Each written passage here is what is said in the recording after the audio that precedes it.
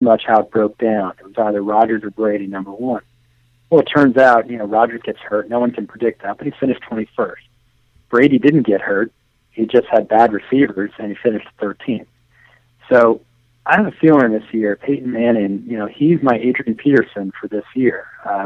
Peyton Manning is someone who, at 38 years old, he's not getting better. He had an unbelievable season last year. It reminded me a little bit of Brett Favre's season, what was it, about 7 years ago, when he had that incredible, I forgot, it was like 35 TDs, 6 interceptions, whatever. He was playing at his best, and he was that one interception away from getting to the Super Bowl. Yep. That dumb pass.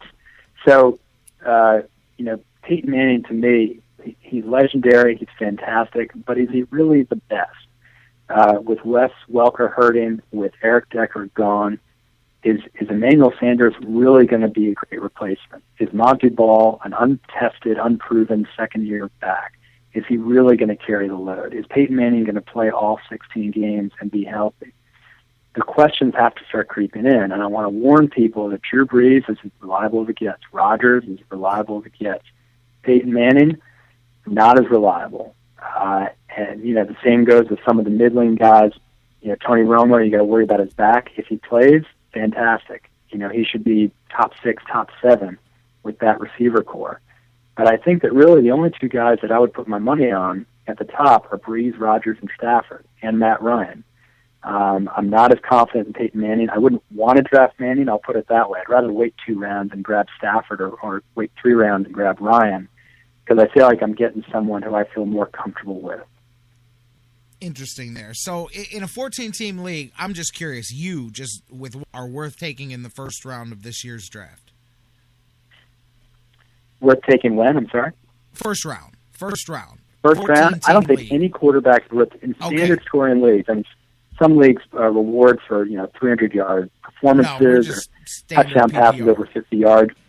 I'm leaving all that out. Is that safe to say? Just standard absolutely. scoring? We're just standard PPR scoring, just a standard league.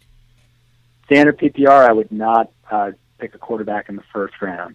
I would, because there's going to be someone who's going to take Peyton Manning early first, or late first, early second. And I don't want to be that person. I would much rather, I just don't think Peyton Manning is going to be clear and above everybody else as he was last year. I think it was just a perfect storm last year for Peyton Manning. He had 4 elite receiving options. This year he has 2, and a guy who we'll see if he can play week 1. And I would rather wait until the 3rd or 4th round if I want to take a elite guy like a Brees. Brees is going around the 2nd to 3rd. Stafford's going the 3rd to 5th. And Ryan's going, like I said, around 7th to 9th. I'd rather wait on those guys and take an elite running back or an elite receiver in the first round. Yeah. And you know what?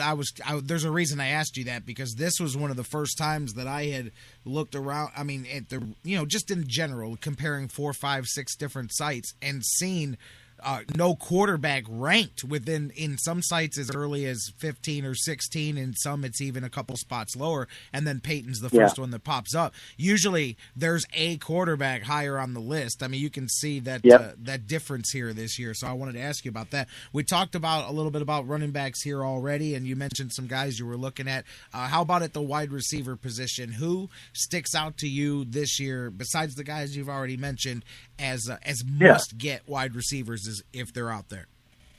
Going a little less obvious, I have Alshon Jeffrey as the 11th best player, the 5th best receiver. I think this is the year, like I said, Floyd passing Fitzgerald. I think this is the year when Jeffrey passes Marshall. And I also have Keenan Allen very high. He's listed as my 8th best receiver. I've seen him go in the 3rd, 4th round. I'd be cautious about taking him in the early 2nd, because I think he's going to be around, late in the 3rd in a lot of leagues. But I think he'll be worth it. If you take him in the 2nd round, this is a guy who had 1,000-plus yards, I think 8 TDs last year, 7 TDs. He could easily push it to 1,200 yards and 10 TDs. And if he does, he's suddenly a top 5, top 6 receiver. Mike Evans is another guy. This is a guy, number 2 guy in Tampa Bay. And I think this is a year when he will challenge Vincent Jackson as a co-number 1 in Tampa Bay. Some things have to break his way. He's a great talent. But some things have to break his way because Vincent Jackson has a firm hold right now in the number one spot. I just think Evans is talented enough by midseason to be that guy. And finally, I'll mention Torrey Smith. These are all guys these are not bold picks, but these are guys that people should be moving up a few spots into the early rounds instead of the middle rounds. Torrey Smith is a guy going maybe 5th, 6th round in a lot of drafts, occasionally the 4th. I grabbed him in the 5th round of my league last Thursday. My draft went Jimmy Graham, Zach Stacy, Antonio Brown, Matt Stafford. Went Antonio Brown, Zach Stacy, Matt Stafford. So I had a player from each of the core 4 positions, and with my 5th pick, I went Torrey Smith. Last year, 1,000 yards, something like 5, 6 scores. I think he could easily get to that next level this year. He is a special talent, unfortunately, in a run-first offense. But the running game in Baltimore is not that good. And I think Baltimore has to realize with a spotty defense and a questionable running game, they need to be looking at Steve Smith and Torrey Smith and Marlon Brown. And I think Torrey Smith will be the biggest beneficiary of that. Tell you what, last question about a wide receiver. You and I were on the same page about this guy last year. I rode him pretty far. You think my man Antonio Brown is looking to have another good season this year? Because a lot of people are looking at him now. He's in the top 15, 20 of most sites' rankings this year. You think he's going to back up last year? I think he will. Everything that's going on in camp and the preseason shows that he is elite. He is still the man in Pittsburgh, and it's earned. It's not like he's the man by default. What's great about him in PPR is he's a great possession receiver, whereas Mike Wallace, his predecessor, is the number one in Pittsburgh, and other receivers are more stretching it down the field. Antonio Brown is a guy who knows how to run good routes. He can catch the ball. He can run after the catch. He's the ideal PPR guy. I think in PPR last year he was 5th or 6th best. And I see him, I have him down as the number 6 receiver, and as I mentioned before, I picked him in the 2nd round of my draft last week. Ahead of some more reliable guys. I just think Brown still has more to prove, and he could bust in easily and be top 5 this year. All right, BJ, let me switch over to the tight ends a bit because this one, and I'm going to start off by probably making some Browns fans not happy with what I'm going to say here, but I know most places have him top 5 at the tight end position, and I would have too.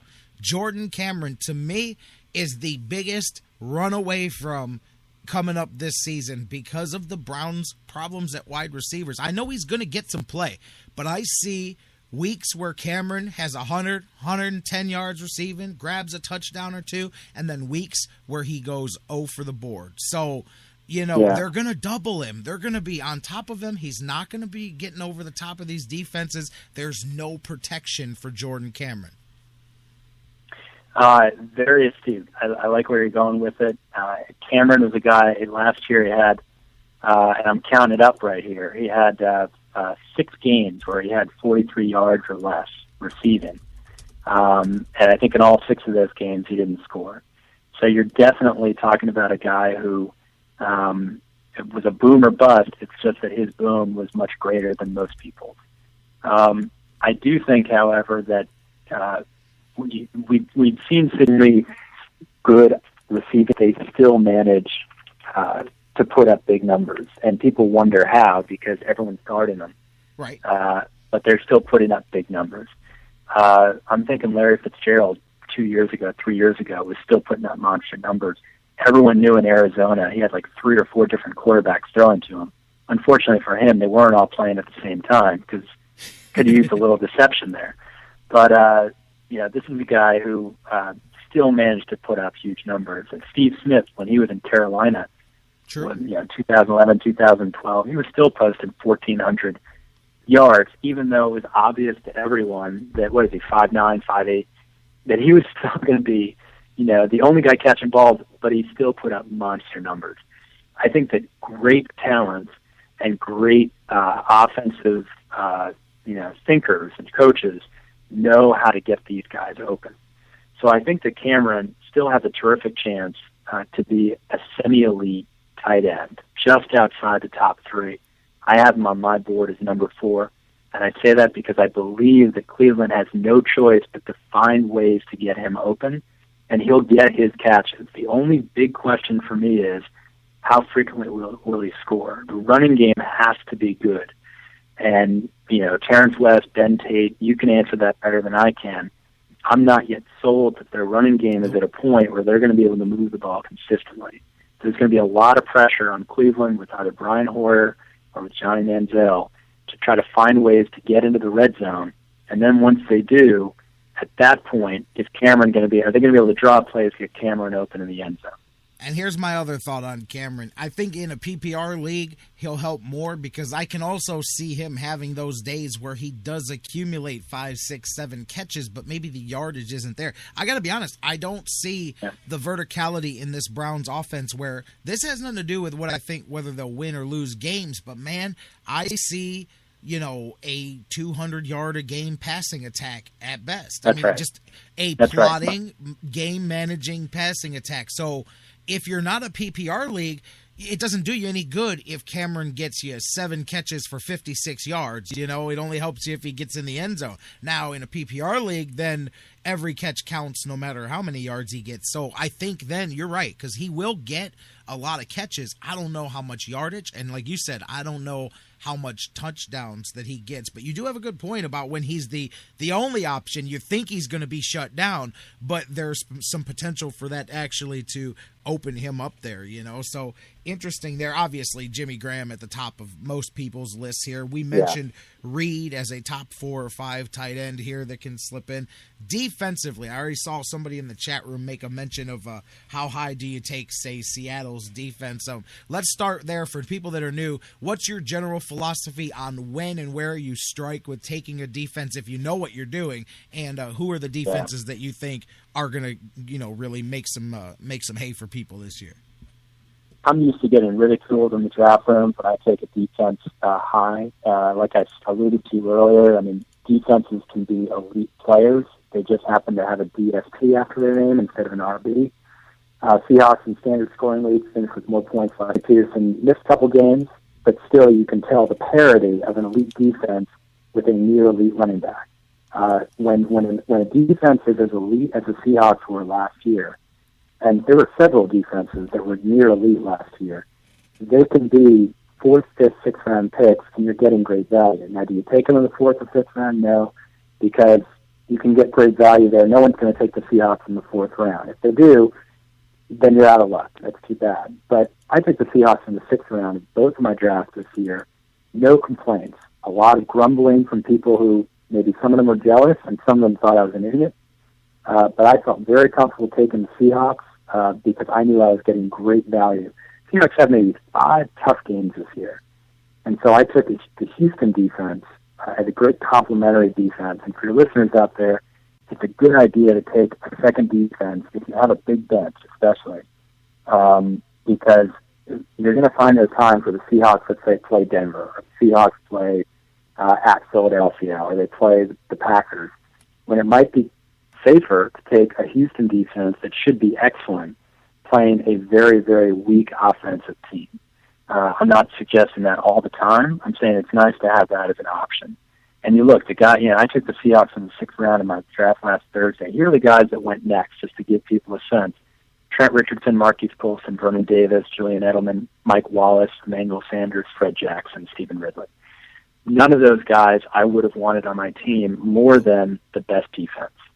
And I think for your listeners out there, that's what you have to ask yourself. Do you want to walk away from the draft with the best defense, or do you want to walk away with an extra middling flex player and a defense that you can just plug and play the rest of the season, where everyone else is doing the same strategy and they're plugging and playing their defense? And you might not get the defense you want week to week because you don't have a high enough waiver pick. And you know what? I agree. As a matter of fact, that strategy flaw that you just mentioned is kind of what did me in the mid part of my season last year. And by the time I made a trade to correct it, I missed the playoffs on the tiebreaker. But I thought I nailed my draft, and I really didn't address the defense. I thought, wow, I got some good steals on these players that ended up playing once or twice during the season for me. They're great players, and they're just rotting on my bench. And meanwhile, I'm trying to do – I thought I was going to do – because some years it works out for me where I do the defense week by week, and I go off of who's available, that's got the good